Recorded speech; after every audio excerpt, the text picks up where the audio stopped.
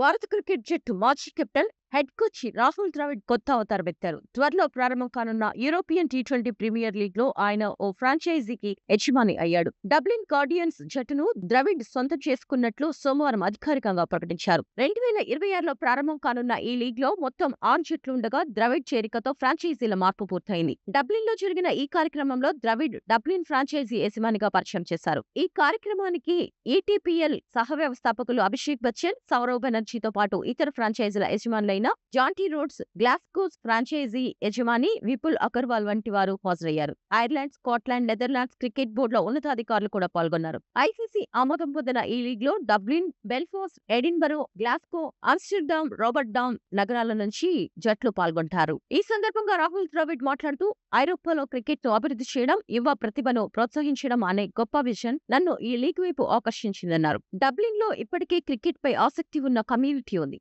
వారికి అండగా నిలవడం నాకు ఎంతో ముఖ్యమని అన్నారు. అభిషేక్ బచ్చన్ మాట్లాడుతూ, ద్రవిడ్ వంటి దిగ్గజాలు మాతో చేరడం చాలా ప్రత్యేకమన్నారు. ఇది ఐరోపాలో తర్వాతి తరం క్రికెటర్లను ప్రోత్సహించడానికి దోహదపడుతుంది అని పేర్కొన్నారు. ఈ లీగ్ లో Mitchell Marsh, Glenn Maxwell, Faf du Plessis, Heinrich Klaasen వంటి అంతర్జాతీయ స్టార్లు ఆడనున్నారు. Steve Waugh, Chris Gayle, Jonty Rhodes వంటి దిగ్గజాలు కూడా వివిధ ఫ్రాంచైజీలతో భాగస్వాములుగా ఉన్నారు.